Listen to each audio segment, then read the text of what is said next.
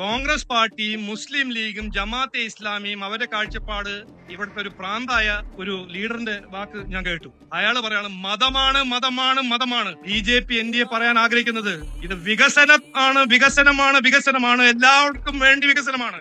BJP എന്ന ഒരു party എല്ലാ മതവും എല്ലാ വിശ്വാസികളെയും ബഹുമാനിക്കുന്ന ഒരു പാർട്ടിയാണ്. പക്ഷേ നാടിന്റെ എതിരെ, രാജ്യത്തിന്റെ എതിരെ നിങ്ങൾ എന്തെങ്കിലും ചെയ്താൽ ശക്തമായി എതിർക്കുന്ന പാർട്ടിയും BJP NDA ആണ്. ഞങ്ങളുടെ വിശ്വാസം, BJPയുടെ വിശ്വാസം, BJPയുടെ മതം രാഷ്ട്രം രാഷ്ട്രം രാഷ്ട്രം അതാണ്.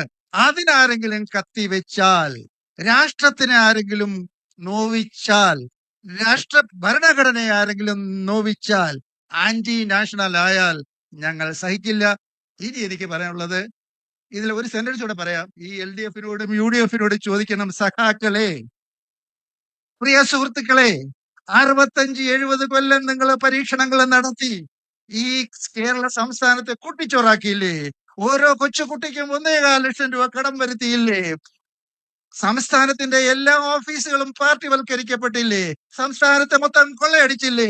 കള്ളം പറഞ്ഞ് ഇവിടുത്തെ പാവപ്പെട്ടവന്റെ സംരക്ഷകനാണെന്ന് പറഞ്ഞ് നിങ്ങളെ പറ്റിച്ചില്ലേ? ഇനിയും നിങ്ങൾ പറ്റിക്കപ്പെടണോ? പറ്റിക്കാൻ നിന്നു കൊടുക്കണോ? വായിക്കുന്നവരല്ലേ, ബുദ്ധിയുള്ളവരല്ലേ? ചിന്തിച്ചോട്ടി.